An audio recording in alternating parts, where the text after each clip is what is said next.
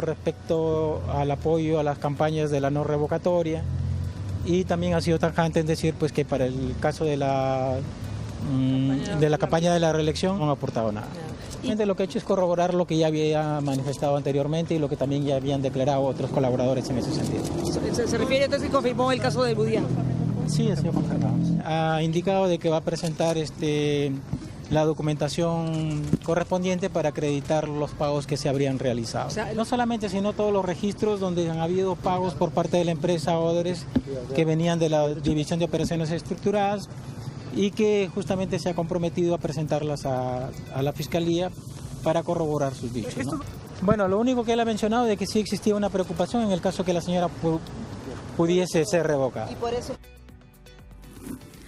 Muy buenas noches, queridos amigos, bienvenidos a Quien Tiene la Razón. Empezamos con estas declaraciones del fiscal Germán Juárez Atoche. Con esto se cierra la primera semana de lo que fue la reunión en Curitiba entre los representantes de las distintas empresas, tanto de Odebrecht como de OAS y la Fiscalía peruana. Muchísimas revelaciones que han dado luces sobre la estrategia que ha seguido la Fiscalía de ir recabando información de distintas fuentes para cerrar el caso que tienen armado sobre coimas y presunto lavado de activos de la empresa Odebrecht a través de pagos a distintos funcionarios públicos en nuestro país. El nivel de detalle que hemos escuchado de cómo se pagaban las coimas y además la envergadura de lo que significan estos actos de corrupción no solo van a repercutir en el curso que se les va a dar a estos juicios y a estos casos que Fiscalía sigue, sino al futuro de nuestro país. Lo hemos dicho durante la semana y lo reiteramos. Con esto debería cerrarse una forma de hacer política. De hecho, con esto se cierra toda una generación de políticos y también debería cerrarse una manera de hacer empresa en nuestro país. Vamos a analizar qué es lo que pasó para después poder saber qué es lo que viene. De eso se trata este programa. Mirar qué pasa para saber qué nos depara el destino. Raúl Castro es congresista de la República con nosotros. Raúl, muy buenas noches. Buenas noches. Luciano López, constitucionalista. Luciano, ¿qué tal? ¿Cómo estás? Buenas noches. Gracias. Y Carlos Tapia, analista político. Buenas noches. Buenas noches, señores. Gracias por acompañarnos. Y qué semana complicada. Ha sido una semana de... No sé, yo no diría sorpresas, porque creo que nada nos ha sorprendido en un sentido total del término, pero sí de sazón, ¿no? De desencanto. Es como, a diferencia de los videos que lo veíamos, ahora lo escuchamos, ¿no? Es como que nos estuvieran contando el cuento de la putrefacción que hay detrás de la corrupción. Vamos a llegar a ese tema, vamos a analizar el caso de hoy, que principalmente involucra a la señora Susana Villarán, pero empecemos también analizando cuál ha sido la renovación de los ministros del Gabinete del Solar. Es impresionante cómo el tema de la corrupción se come tanto la agenda que podríamos haber seguido sin ministros semanas más y ni siquiera nos hubiéramos dado cuenta. Los nuevos ministros son Miguel Estrada Mendoza. Él va a vivienda en lugar del señor Carlos Brus y la señora María Jara va a transportes en lugar de Edmer Trujillo. Recordemos que tanto Brus como Trujillo tuvieron que renunciar porque de manera tangencial y todavía muy prematura también están siendo, sobre todo el señor Brus, investigado por presuntos casos que podrían ser casos de corrupción. Carlos, ¿qué te parece ¿Cómo se completa este gabinete? Interesante que sumen las mujeres, sigan sumando las mujeres, ¿no? Sí, es verdad. Particularmente no conozco cómo se llama la trayectoria de los ministros que han juramentado, pero sí creo que también tiene que ver con el tema de la corrupción.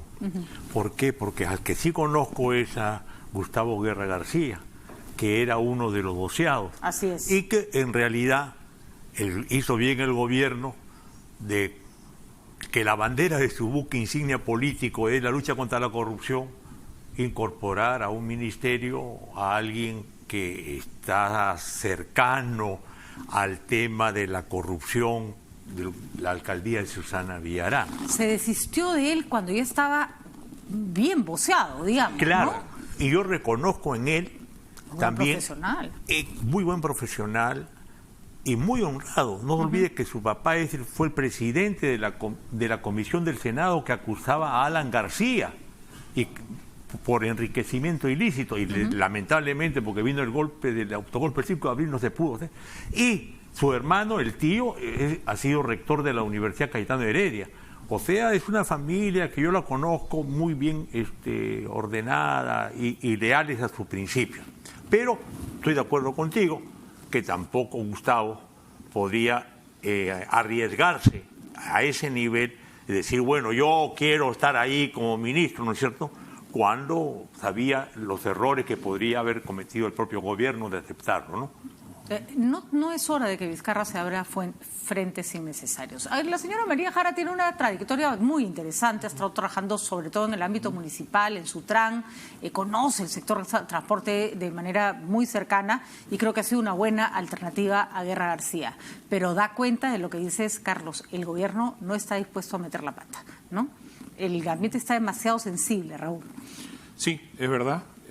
Sin lugar a dudas, Gustavo Guerra García era un técnico muy competente, además efectivamente una persona honrada, conocida, decente. Siendo yo presidente del partido, lo invité varias veces a que dé charlas sobre proyectos de transportes, de vías de comunicación, etcétera. Pero creo que hubiera sido demasiado riesgoso para el gobierno hacer una movida política de esta naturaleza, porque inmediatamente le hubiera pasado lo que le ha pasado a Bruce y a Trujillo. Así es. Y entonces hubiéramos seguido en la espiral de renuncias y cambios. Recordemos que acá se están demorando más de 2 semanas para elegir a 2 ministros, ¿no? Lo que significa que tampoco hay mucha banca, ¿no? Además, 2 ministros de 2 carteras muy importantes. Fundamentales porque, vamos, ya hablar de la reconstrucción ya da hasta, sí, claro. Da hasta un poco de risa. Habríamos hablar de la construcción, ¿no? Porque ya reconstrucción... No hay nada que reconstruir. No hay nada que... Ya lo que estaba ahí se cayó. Y transporte y vivienda. Sí, ¿no? Excepción hecha de salud y educación, que son los pilares fundamentales de la política social, educativa. La cartera más fuerte del país es transporte, sin lugar a dudas, ¿no? Yo creo que María Jara tiene experiencia en gestión, claro, no a nivel nacional, a nivel metropolitano, pero es una persona que conoce el tema de transportes y ojalá que tenga, no digo la fuerza porque no es una cuestión de fuerza, sino es una cuestión de voluntad y capacidad de poder sacar adelante un ministerio tan difícil como es el Ministerio de Transportes, donde hay muchísimos intereses encontrados, funcionarios que vienen de varias generaciones, algunos de ellos metidos y enroscados en no sé cuántas cosas ahí. Es sabido que en todas las direcciones del Ministerio de Transporte hay gente buena, pero también hay gente bastante mala que se ha especializado en atracar las cosas, ¿no? Bueno, pero esa es la coyuntura para empezar a librarte de esa burocracia que, por cierto, le ha hecho la MEN medrosa y a todo eso de Odebrecht, ¿no? ¿no? Y en el caso de vivienda es una pena que un gestor por naturaleza como lo es Bruce haya tenido que salir por una presunta mancha o investigación que lo podría manchar, eso se sabrá más adelante. Pero Bruce indudablemente era un ministro que toma decisiones, ¿no? En el Perú lo que está faltando son ministros que tomen decisiones. ¿No? Ahora, interesante porque justamente los casos de corrupción que se están develando ahora, sus grandes fuentes de desarrollo fueron transporte y vivienda, ¿no? Sobre todo transporte. Y recordemos que, y lo hemos repetido y lo vamos a repetir 150 veces, es horrible saber que Toledo perseguía a Barata por Palacio de Gobierno reclamándole sus 20 millones o 27 o lo que fuere, y que Nava presionaba y que Miguel... ¿Atala? Villarán es Castro también, ¿no? Miguel Castro. No me creo que José Miguel Castro. También estaba levantando el teléfono del tipo, ya pues apúrate. Es horrible saber eso. Pero por lo menos en el caso de las obras, lo que tenemos es la coima abría la puerta a las miles de cientos de decenas de adendas que hacían que la obra que tenía que costar 400 costara al final 800. Y para eso se necesitaba mucho más que coimear a Palacio. Que los procuradores de los ministerios miraran para otro lado, que los funcionarios de los ministerios se hicieran los locos cuando sabían que la adenda que se estaba aprobando no era la adecuada. Son carteras sensibles porque no se trata con meter preso al expresidente de turno que recibió la coima. Se trata de ver cómo el aparato de corrupción está enquistado en esos ministerios. Lo cual te revela entonces de que estos grupos políticos que tomaban el poder inmediatamente se organizaban, valga la redundancia, en una asociación u organización criminal.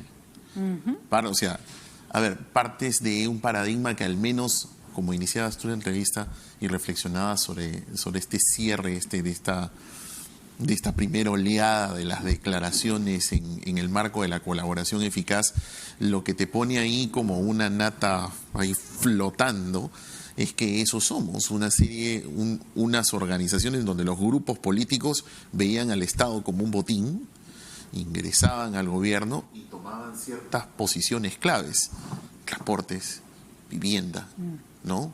Gobiernos regionales, ahí donde hubiera obra, ahí donde hubiera cemento, ahí entraba. Ahí estaba. ¿no? Entonces, creo que desde ese punto de vista, si miras las hipótesis que maneja la Fiscalía, más allá de cualquier crítica o aplauso que le podamos hacer, la hipótesis es coherente con lo que estamos viendo que está saliendo a flote. Organizaciones criminales. Así es. O sea, porque definitivamente tenían que estructurarse en una serie de funcionarios de confianza que eran de confianza y de reparto de roles de todas estas organizaciones que ingresaban al poder. Es curioso porque escuchamos el compromiso de la lucha anticorrupción y sabemos que se va a investigar cuál era la relación de los altos funcionarios, pero no hemos escuchado de parte del presidente Vizcarra una promesa de una revisión dentro de los ministerios de qué mafias quedan, quiénes están ahí, de lo que decía Raúl, de lo que decía Raúl, ¿no?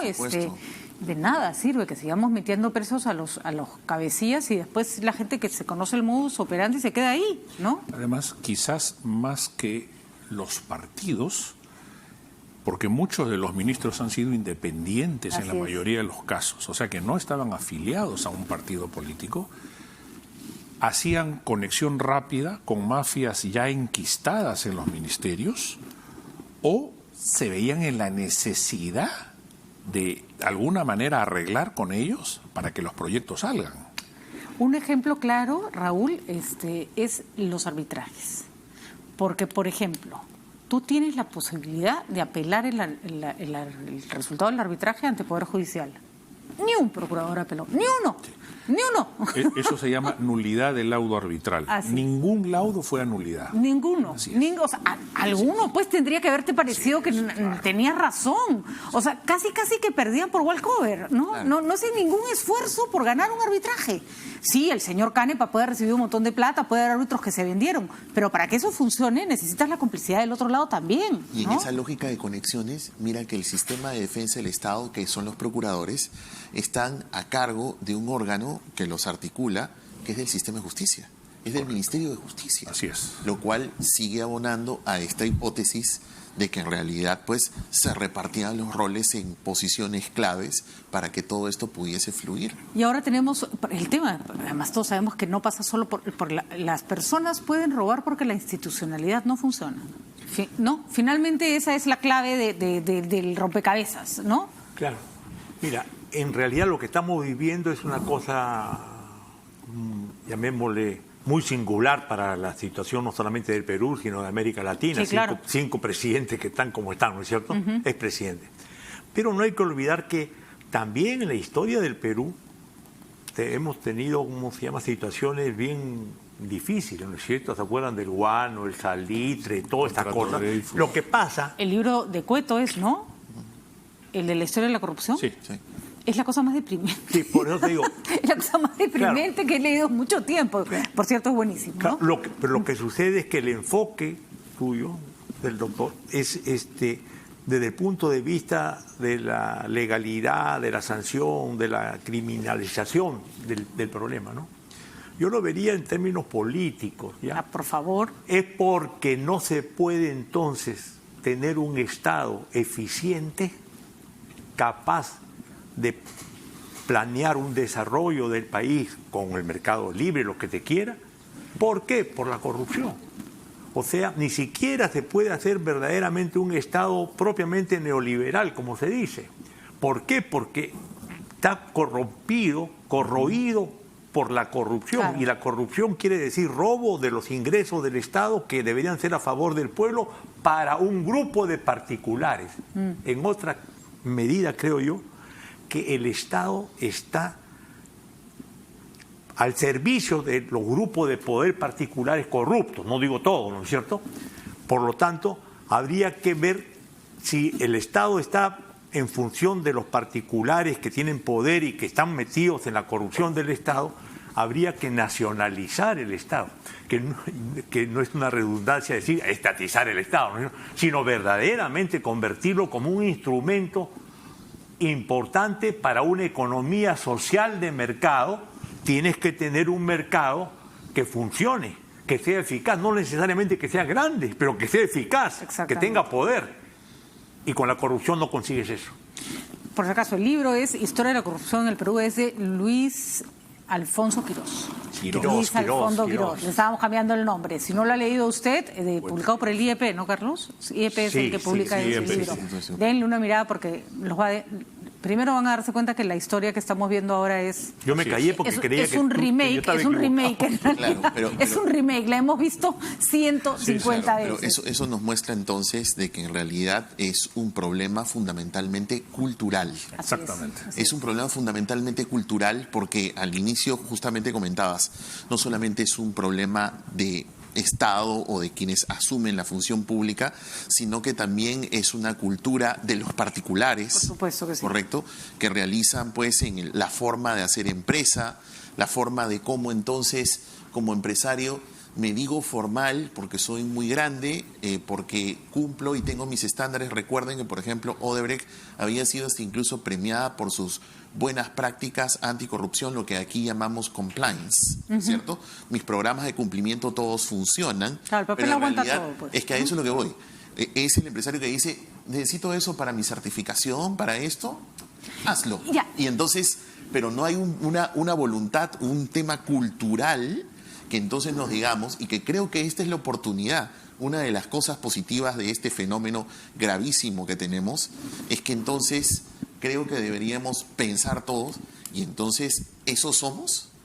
Nuestra historia de la corrupción es que eso somos. Y acá pregunto, y para para eso, porque quiero que analicemos con detenimiento el siguiente punto, ¿cuál es la salida o cuál es el límite? Y pongo un ejemplo. Susana Villarán, con quien podemos tener múltiples discrepancias, particularmente me pareció una alcaldesa bastante mediocre, que se enredó en un discurso propositivo que no logró aterrizar en acciones concretas, no es un ejemplo de una clase política corrupta. No, Susana Villarán uno le puede achacar un montón de cosas, pero una mujer corrupta nunca fue, ¿no? Llega a la municipalidad y en su extraño entendimiento, porque no creo que ella se haya robado plata para ella, no parece, yo prefiero pensar que no, aunque por supuesto ya cualquier cosa puede pasar, pero en su entendimiento de que ella tenía que defender la institucionalidad y defender su puesto como alcaldesa y no dejar que la mafia, no sé qué, se inventa un rollo y Suacatán recibe plata sucia para su campaña del no. ¿Cómo entendemos eso, Carlos? Porque entonces nadie tiene un filtro. Claro, o por lo menos no de la oferta que hay en el Perú, ¿no? Claro. Fíjate, yo te voy a contestar, pero quiero seguir la lógica anterior. No solamente tiene que ver con la cultura, tiene que ver con la democracia. ¿Por qué? Porque la ciudadanía es gestada por la democracia, que comprende la cultura, pero no solamente la cultura, sino el poder del ciudadano. ¿No es cierto? ¿De acuerdo? Entonces, estas campañas que se están desarrollando, me parece que hay que apoyarlas, pero también con un sentido pedagógico, para que las personas que nunca escucharon hablar de lo que era poder judicial, la fiscalía, no sé cuánto, entiendan el problema, y entendiendo el problema ya pueden participar. Por lo tanto, se convierten entonces en un factor de poder. Ahora te contesto lo de Susana. Yo creo que la primera cosa que me aparece a mí de Susana es que con 10 millones de soles puedes uno cambiar un sí por un no, que son 3 millones de dólares. Interesante. Lo primero, o sea, una prueba fehaciente de que la democracia en el Perú tiene que convertirse en otro tipo de fundamentación si el dinero es el que resuelve si ganas o pierdes después de unas elecciones. Esa es una excelente Entonces la reflexión. representación ya se pierde. O sea, esa es la prueba precisa de que el dinero puede mover la aguja en una campaña y que por eso el financiamiento de los partidos políticos tiene que estar regulado. Por eso etcétera, la segunda transformación, reforma de los partidos políticos es clave, es clave. Y alejar el dinero como factor decisorio para saber quién gana y quién pierde, porque entonces ya dejamos de ser verdaderamente una democracia representativa. ¿Por qué? Porque el dinero es el que ha resuelto el problema.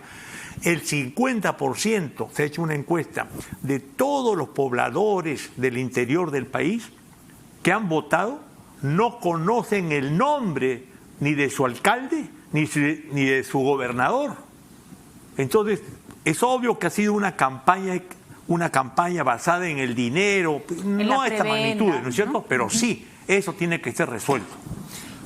¿Y por qué una persona como Susana Villarán salta esa línea?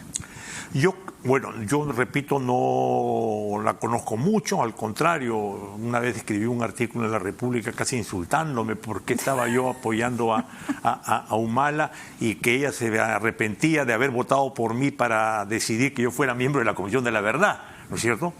Pero yo creo que en algún momento se quiebra cuando cree que puede quedarse en la municipalidad como alcaldesa y después reelegirse.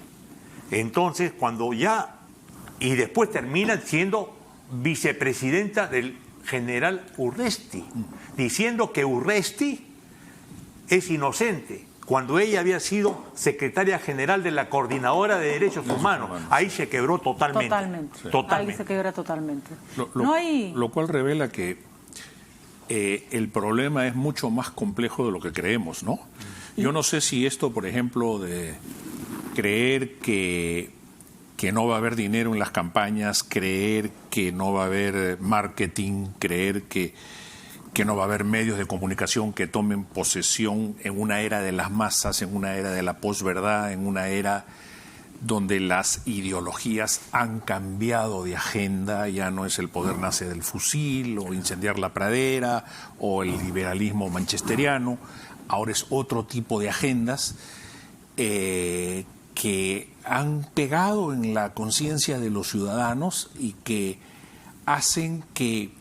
Estaba leyendo hace poco un libro sobre esta cultura gregaria ya enraizada en un consumismo global que tiende a dejar de lado las verdaderas inquietudes y las verdaderas esencias de los valores democráticos, porque la gente se guía más por apariencias y por cosas que ve en los medios de comunicación u orientaciones que se le vende. Entonces, no sé si esto va a ser posible, pero lo que sí debería ser posible, y en eso coincido, es que el Estado tiene que reformarse definitivamente, ¿no es cierto? La democracia también, la educación, la parte pedagógica que tú mencionabas. Si al niño tú no le enseñas en el colegio a respetar, a decir la honradez es un valor, la integridad de las personas es un valor, la dignidad, si tú no le enseñas desde pequeño, nada va a cambiar. El tema histórico, el libro de Quirós, que tú mencionabas, pero además la historia, el primer militarismo, cómo financiaban los caudillos sus campañas militares, pidiéndole a los privados que tenían flotas para que traslade a los que le proveían de las armas, de los cañones, y después cuando eran gobierno, ¿qué cosa hacían? Le entregaban los contratos. Entonces, esta es una cosa tan enraizada en nuestra cultura que tiene naturaleza y esencia sociológica, ¿no es cierto? Es endémica, es atávica casi, tiene que tener un proceso de transformación, pero alguien debería pensar esto para llevar adelante un programa de 20 años, sobre todo con los más jóvenes, y seguir en esta plataforma de lucha frontal contra la corrupción. Ahora, en el tema de Susana Villarán, yo tengo ahí una objeción, porque yo creo que en el tema de Susana, como en el tema de varios, los aportes de campaña no son criminalizados. Es verdad que ella es funcionaria pública, ¿no? Lo cual agrava la situación, sin lugar a dudas. No es una campaña, es la defensa de una alcaldesa para una iniciativa ciudadana. Sí, es ¿no? verdad, es verdad. Y con una empresa que manejaba obras con ella. Intereses concretos, ¿no? Lo cual... Yo estoy de acuerdo contigo, Raúl, en que eso se le puede... o sea, el caso Keiko quedó como medio flotando después de todo eso, ¿no? Sí, o sea, claro, es como que... lógico. Bueno, ya Keiko parece casi que una santa alrededor de todos los demás, ¿no? Es que llegar a la figura del lavado de dinero me parece exageradísimo. Y la Fiscalía va a tener que bregar duro ahí. Pero Así con es. Susana es más difícil, porque además ahora están hablando OAS también, ¿no? Que sería un millón más, ¿no? Que la va a complicar más todavía, ¿no? Y hay mucha obra en la municipalidad comprometida y que hubo mucha sobrevaloración, y recordemos que también no solo le dieron plata, la arena para el Olón de la Costa Verde. O sea, Sí, claro. Sí. Dicho sea de paso, sí, el Cristo De la del herradura, Corcovado ahí. Sí. Yo creo que ya sería hora, ¿no? Sí. Ahora ya sería hora ver que una campaña nacional. ¿no? Ahora creo que sí, nadie debería ni siquiera decir absolutamente nada de que eso sí se ha convertido literalmente en un símbolo de la corrupción en nuestro país. Literalmente. ¿no? Quizás pueda tener otra significancia para personas. Hacemos uno nuestro. ¿Quieren un Cristo con los brazos abiertos? Llamemos a un artesano peruano que lo haga y lo colocamos en el mismo sitio. Ahora, Una pregunta. ¿Por qué Barata le pide a Miguel Castro que Susana lo llame para convalidar la relación que tenía con Miguel Castro, al que le había tramitado los millones, ¿no? quizás para asegurarse de que el dinero había llegado a destino? No, pero también porque sabía que Miguel Castro no garantizaba la opinión de la propia Susana. Cosa distinta con Alan García, por eso no le pide algún tipo de certificación, porque sabía que al que le da la plata tenía totalmente el apoyo de Alan García. Además, él dijo una cosa clara, ¿no? Cuando entraba la plata para Nava, cambiaba las circunstancias para Odebrecht. O sea, digamos, a buen entendedor, pocas palabras, no vas a ser tan grosero de ir y decirle a Alan, oye, está funcionando. O sea, claro. Barata entendió bien el juego y así se movieron, ¿no? Como ya lo hemos conversado en otra oportunidad, Nava nunca tuvo una cuota de poder concreto siendo funcionario público de un ministerio o por el estilo, ¿no? Por supuesto. Claro.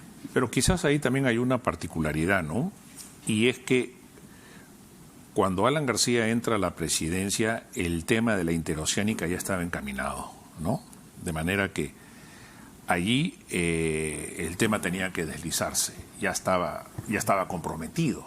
Lo que pasa, Raúl, es que el negocio no está en ganar la licitación, porque nadie paga por trabajar. Exacto, y tenía que seguir saliendo. Ahora, y salen un montón, y en el gobierno salen muchísimas, ¿no? Entonces, sí sería interesante, yo no he hecho el cotejo de cuántas agendas salen con quién y en qué momentos, y el ¿no? punto es cuáles son justificadas o no. Los que tenemos alguna experiencia alguna vez en la vida de construcción, sabemos que en obras siempre hay modificaciones y siempre hay cambios. Entonces, por eso el sistema está tan bien pensado. Sí. Porque te permite camuflar, pues. Sí, pues, ¿no? exactamente. O sea, es como el que mete droga en una de sus 15 maletas. Sí, en alguna va a estar la droga, ¿no? Entonces... Y esa es la incapacidad del Estado de construir procesos sobre bases técnicas perfectamente encuadradas dentro de la realidad. Porque si tú miras todas las obras públicas, yo te podría casi firmar que no hay una sola obra pública en el Perú que no esté parada por problemas de entendimiento contractual. Así es. Ni una. Y parte de la trampa de la adenda es hacer malos contratos. Puede ser. Claro, el contrato mongo, mal hecho, no sé qué, te va a obligar a hacer adenda después. Entonces los contratos se hacen un poco de cualquier forma para... Está hecha para hacer las adendas, o sea, por supuesto. Claro, o sea, desde la licitación, ¿no es cierto? Bueno, ya lo del Club de la Construcción... Por eso digo, entonces, ¿no? de verdad, no olvidar que... Por eso yo decía, nueva forma de hacer política, nueva forma de hacer empresa. Claro, ¿no? O sea, claro, también. Es una transformación enorme. Claro. O sea, es un problema... coincidiendo acá con el amigo, ¿cómo se llama? De verdad, no es cualquier cosa, no es solamente un problema judicial. No. Hemos llegado a tocar fondo sí, claro. y por lo tanto no podemos dejar que las cosas nos pasen así, bueno. Este no es un tema ni partidario ni ideológico, nada. Ahora, yo creo que tema... un elemento que nosotros creo que no tenemos la capacidad de comprender porque estamos metidos en el proceso y además porque somos esta generación rarísima que nació analógica y morirá digital, ¿no? Eso es más o menos... Eso es como, ser mitad mono, mitad ser humano, ¿no? Una cosa rarísima. Pero yo sí creo que la digitalización, la capacidad de información, es verdad que da pie a la posverdad, a la creación de universos posibles falsos, pero también democratiza la información, sí, también deja huella, también permite llegar a la verdad si te da la gana de llegar a la verdad. Sí. O sea, y hay una suerte como de empoderamiento, no a partir de partidos políticos, pero de ciudadanos, ¿no? Individuales que reclaman, que tienen capacidad de presionar, que ponen en su... O sea, hoy día un chico con una cámara de fotos puede echar hacia abajo un presidente. Sí, cierto. O sea, puede echarse abajo un presidente. Pero ¿no? te digo más. Yo, al menos lo he comentado en alguna otra oportunidad, el DNI electrónico que tenemos. El DNI electrónico se supone que está hecho con un chip, como para que todo entonces al final los ciudadanos podamos decidir, incluso a través de un teléfono. Las firmas, por ejemplo, que se hace para los mecanismos de democracia directa que están en la Constitución 93, ¿tú te imaginas si es que el recojo de firmas, en lugar de ser manual, podría ser a través de todos los que tenemos DNI electrónico, para que entonces podamos decidir? Ahora, eso tarde o temprano va a llegar. Va a llegar. Entonces, y eso va de la mano con este tema en donde definitivamente, al menos lo que yo veo es que más allá de la ferocidad de las redes, coincido contigo en que al menos la percepción que me da a mí es la de una mayor conciencia. La gente está más ávida de saber, opina de la manera como si fuera fuego, es decir, sin ningún tipo de control, pero hay un mayor movimiento de ideas, de opiniones, de querer saber, de preguntar. Tu comportamiento deja huella en el mundo. Yo decía ayer, no es tan fácil borrar a Trotsky de la foto del día de hoy. Ya no puedes moldear la historia a tu antojo porque lo que hiciste se registra. Eso de que compraron los diarios... Ya no funciona. Ya no puedes agarrar al camión del diario a decomisar todos los diarios para que nadie se entere de la noticia. Ya no se puede. Y eso tiene un valor. Tiene un valor porque la sociedad se tiene que recomponer o se pudre toda, lo cual es la otra opción.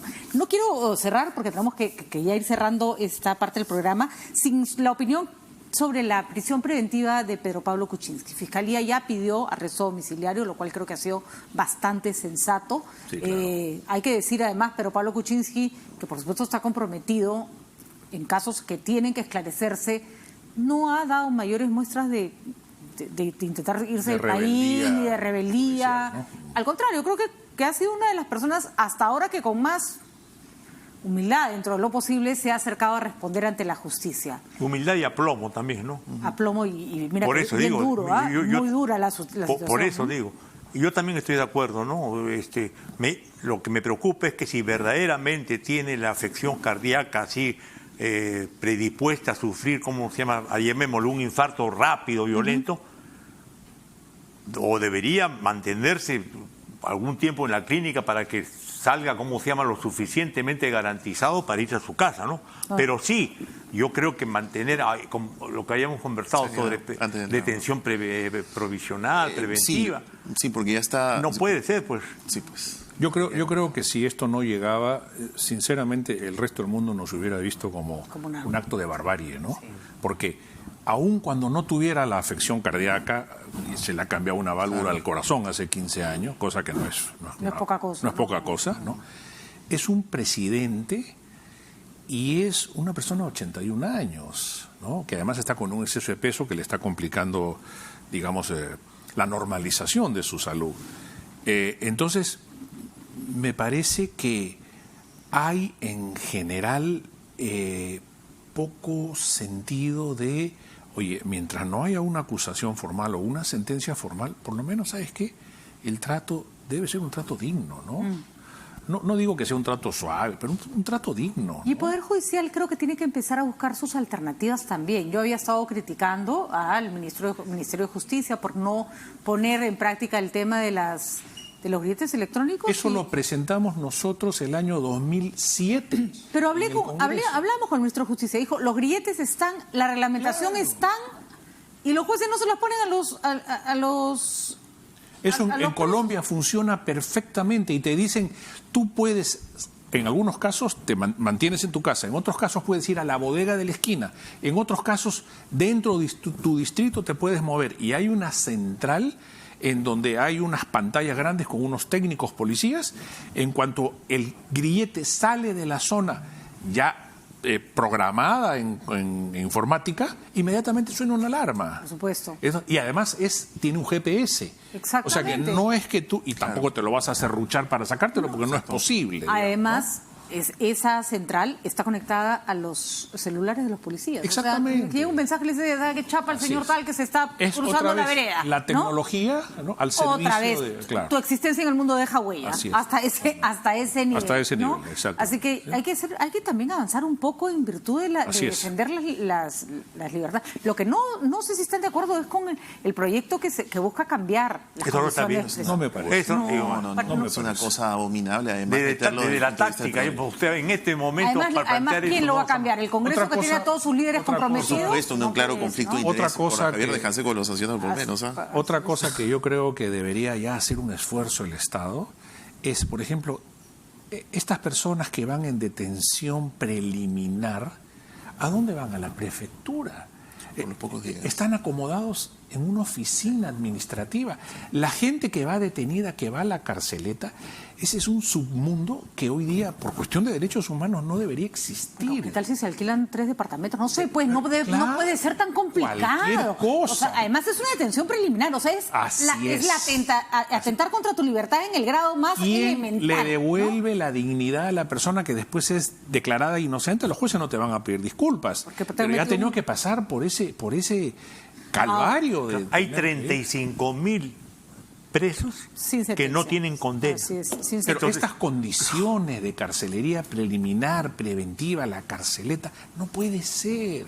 Es hora de que se habilite algo, que se haga algo, que alguien, ¿dónde está el INPE? ¿Dónde está el Ministerio de Justicia? No ven la televisión todos los días cuando salen del inframundo, parece que del séptimo infierno de Dante, salen... ¿Sabes qué recuerda las cárceles de los del MRTA? Pues pero por supuesto, no, así a un hueco, te meto un hueco, literalmente.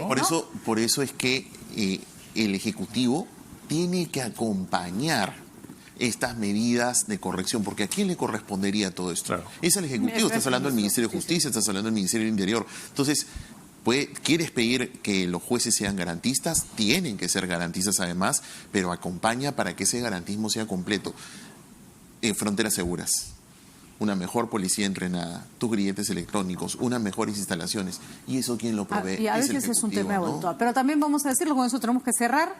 Esto de meterte a un hueco, ¿no? Días, de tratarte pésimo, de darte una prisión de cualquier... ¿Cómo no va a afectar a una persona 81? Pero ocurre, Raúl, lo que hablábamos, su estrés. Años que ocurre. Hay gente que se ha muerto en la cárcel antes de ser juzgada y está bien que ahora que toca personajes que además tuvieron en sus manos la posibilidad de cambiar el asunto y no lo hicieron y ahora les está reventando en la cara y esto no es un bien hecho, sino hay que cambiar las cosas porque les afecta a millones de peruanos invisibles.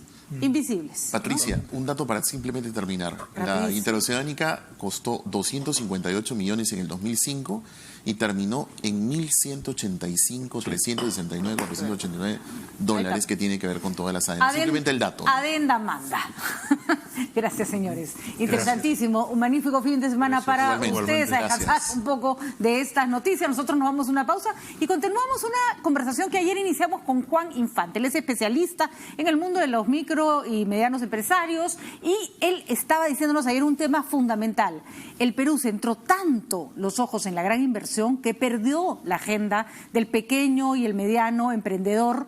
Y hoy día esa gran empresa es la que se llenó los bolsillos de dinero con la corrupción. ¿Y qué pasó con esos ciudadanos que hoy día, por ejemplo, se les cierran sus negocios en mesa redonda y que están desesperados? ¿Qué pasó con ese Perú? Vamos a regresar con Juan Infante para hablar de la otra cara de la moneda, de ese Perú que chambea, que se levanta todos los días a trabajar y que no se la gana fácil. Ya volvemos.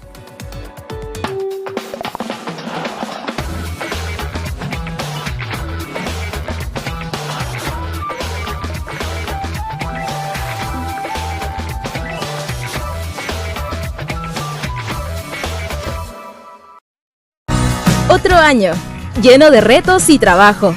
Ha sido duro, pero el negocio va quedando listo. En mi camino siempre está Caja Arequipa, que me acompaña y me da un crédito al toque para estar preparada.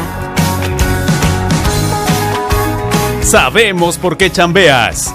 Caja Arequipa, impulsando tu bienestar.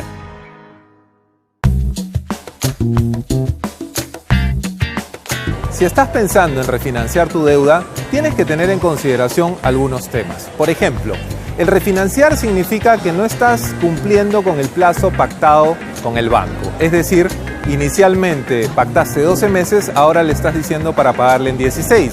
La institución financiera está obligada a reportarte de una manera negativa ante una central de riesgo. Pasarás de calificación normal a una calificación de cliente con problemas potenciales. Una opción para esto es que tú puedas vender tu deuda a otra institución del sistema financiero. De esa forma, no serás calificado de una manera negativa. Si se trata de una tarjeta de crédito en la cual vienes haciendo el pago revolvente, es decir, el pago mínimo indispensable, puedes hacer lo mismo. Puedes venderlo también a otra institución y poder ahorrarte un dinero en los intereses que estás pagando.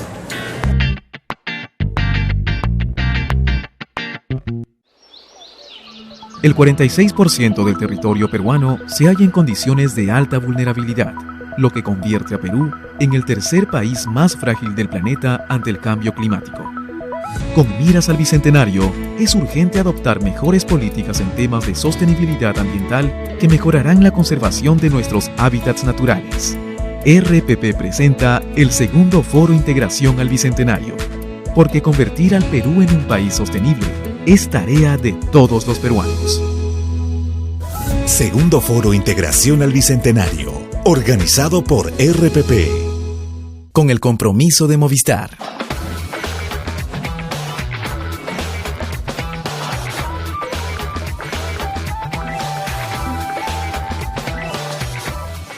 Seguimos en Quien Tiene la Razón. Juan Infante con nosotros. Ayer le habíamos prometido que continuábamos la conversación porque todos nos quedamos así, con ganas de más. Estábamos hablando, bueno, para los que no tuvieron la suerte de vernos ayer, Juan Infante es consultor de empresas, es sociólogo y trabaja sobre todo con el peruano que hemos llamado siempre el emprendedor. Es una palabra que a mí me incomoda. A mí también, te diré. No, porque no me parece que el emprendedurismo tenga que ver con salir adelante en las condiciones más precarias, ¿no? Mira, con miles de obligaciones y sin ningún derecho, ¿no? Hola, Pati, ¿cómo estás? Hola, Juan, ¿cómo estás? Bien, ese es un punto fundamental. Y tú que eres literata y lingüista, creo que podemos empezar por acá de una manera bien interesante. Las personas que invadieron Lima no se fueron a urbanizar, se fueron a un asentamiento humano. A sobrevivir. Pero hay una diferencia de palabras. Y de ahí todavía yo trabajo con uno en Chimbote, y la vez pasada les hablaba y les decía, ¿cuándo vamos a dejar de ser 35 años después asentamiento humano para pasar a ser urbanización? Ya todas las casas están construidas. Pero que tú te llames urbanización para ti y para tu descendencia es muy distinto a decir que vives en un asentamiento humano. Los ambulantes, este comercio ambulatorio que inundó Lima, eran empresarios que hacían su trabajo ambulatoriamente.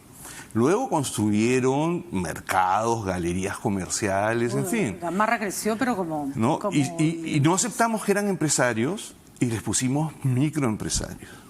Yo he peleado para que les llamen empresarios.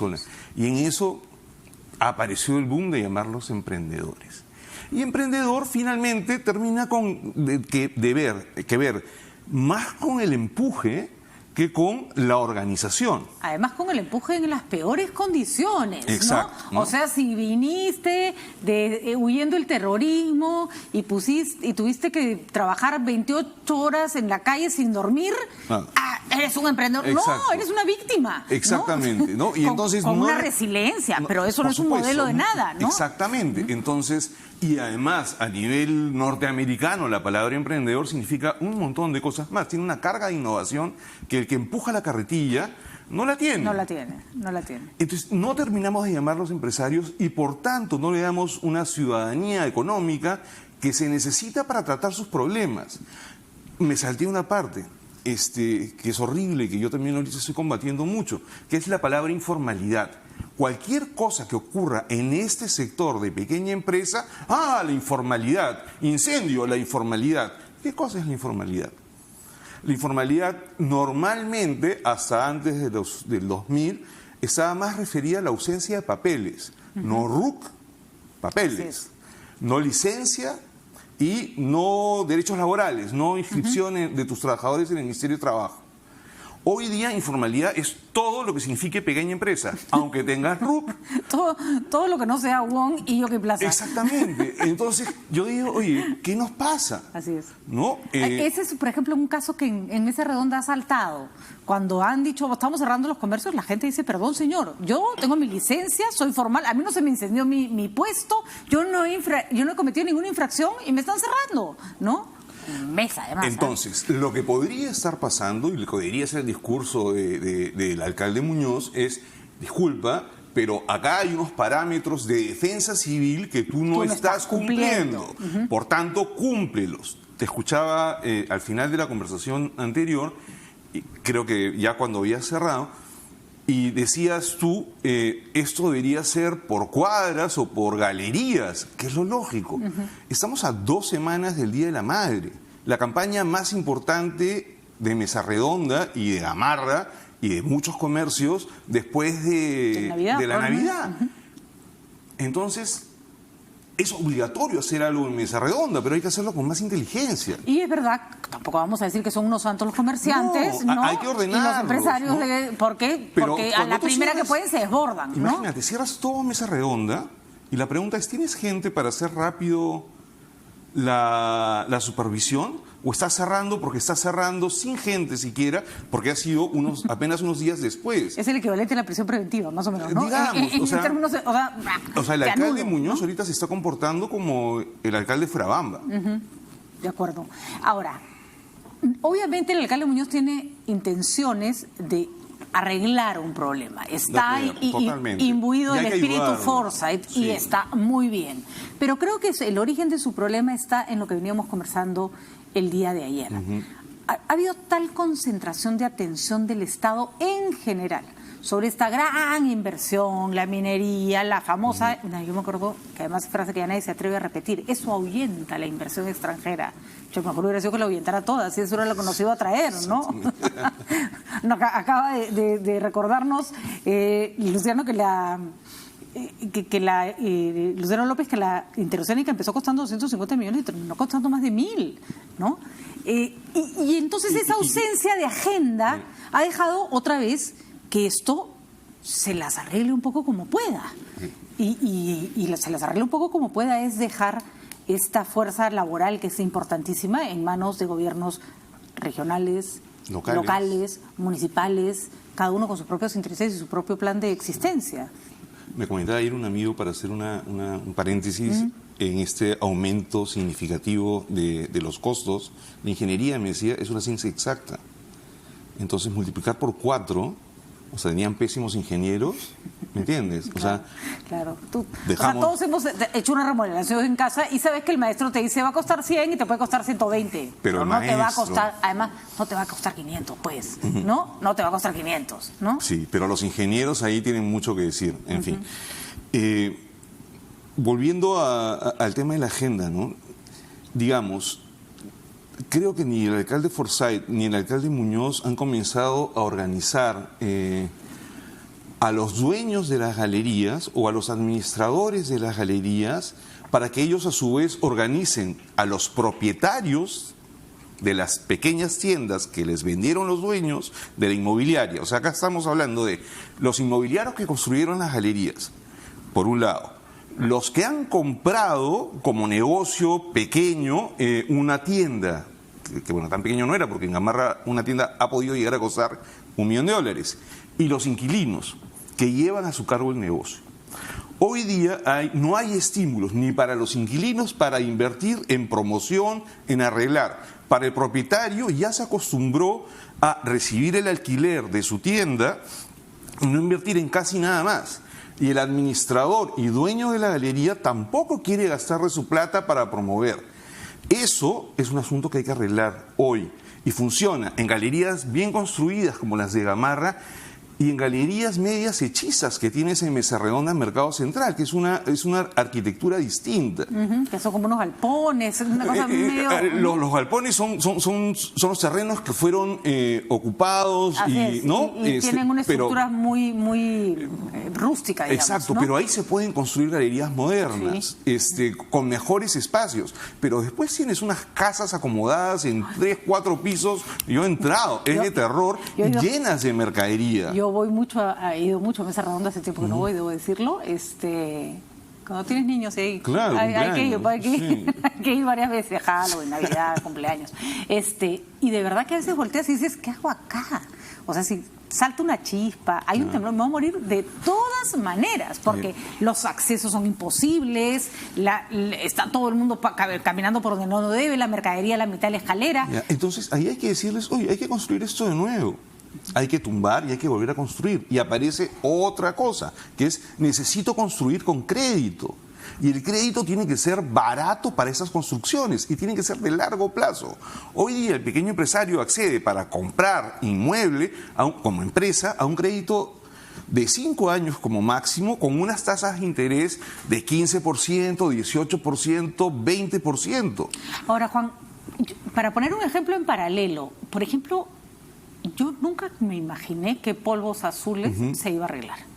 Y se pudo. Y Polvos Azules hoy día es un sitio donde uno puede comprar. Tiene su estacionamiento, sus pasadizos están bien delimitados, uno compra con cierto orden. El espacio es adecuado, apropiado. ¿no? Uno se siente seguro en Polvos Azules. Y Polvos Azules lo tuvo que desalojar Andrade en circunstancias terribles. Yo lideré desde la parte civil, empresarial, la reubicación de los ambulantes de Gamarra en el año 99. Eran 4.000 ambulantes. Totalmente. Había una dejadez espantosa, mezclada con corrupción espantosa. Te voy a hablar de otro tema, que es el tema de los mercados. Arellano, Ipsos llaman a los mercados sector tradicional. Nuevamente, una palabra media despectiva. Si no eres Antisabel, no les dicen tuberculosos porque, bueno, ¿me entiendes? A mí me indigna. Y el otro sector, el de los centros comerciales, el de los supermercados, les dicen el sector moderno. Y los malls. Bueno, resulta que el sector moderno apenas tiene el 28% del comercio minorista y que los mercados, el sector tradicional, ninguneado, tiene el 55%. O sea, tú podrías llamarle a los supermercados el sector fracasado y a los otros el sector victorioso, pero no tienes ese concepto. Ahora, estos mercados, Pati, lo que te ponen es que están absolutamente descuidados. Y ese es un tema que tiene que ver con algo que tiene que hacer el Estado, que es apoyarlos a ellos para que haya una modernización. Son espacios grandes cuya inversión ha sido demasiado pequeña y tiene que ver la inversión pequeña con el tema de los créditos. Si te dan crédito de 5 años a tasa de interés muy alta, tú lo único que haces es dame un espacio pequeño porque es lo que voy a poder pagar. Si los plazos del crédito fueran más largos, tú podrías comprar el doble de espacio. Por supuesto. Entonces no tendrías microtienditas, ¿no? Espacios chiquititos. Entonces tu mercado conceptual, arquitectónicamente hablando, es un mercado que cuando apenas se inaugure, queda obsoleto. A eso estamos condenando a centenares de miles de personas. Mercados de abasto, galerías comerciales, cuando podría ser distinto. Entonces, y además, que es curioso porque se le llama sector tradicional y en países muy desarrollados los mercados suelen ser uno de sus atractivos turísticos y son espectaculares lugares donde venden, ¿no? O sea, acá, mira, funcionario público que vaya al mercado es muy raro, o sea, se tapa la nariz. Voy a entrar al mercado, no. Y los chicos más jóvenes que se han ido de viaje, no les gustan los mercados. No les gustan, o sea, se sienten mal, prefieren ir con su carrito. Pero por Dios, ¿cuál es el país? O sea, ¿a qué país estás amando? Así es. O sea, no estás amando a tu país, porque si tú no arreglas Gamarra, y por ponerte Gamarra, podríamos ir a Piura y decir otro nombre similar al de Gamarra. Si tú no amas los mercados, a la gente de los mercados, si tú no amas a la gente de las galerías comerciales, de los restaurantes de menú, o sea, tenemos un sector gastronómico importantísimo, pero ¿dónde come nuestra gente? No podemos, todo eso que se ha desarrollado gracias al liderazgo de Gastón, de Apega, con la gastronomía peruana y su posicionamiento internacional, no podemos trasladar algo de eso a los restaurantes de menú. Y de hecho se traslada, y hay lugares donde cuando se traslada funciona espectacular. Funciona espectacular. Exactamente, ¿no? Pero dales crédito, dales la posibilidad de tener 20.000 soles para modernizar su infraestructura, ahora, para comprarse mejores equipamientos. Ayer hablábamos del abandono de esta agenda.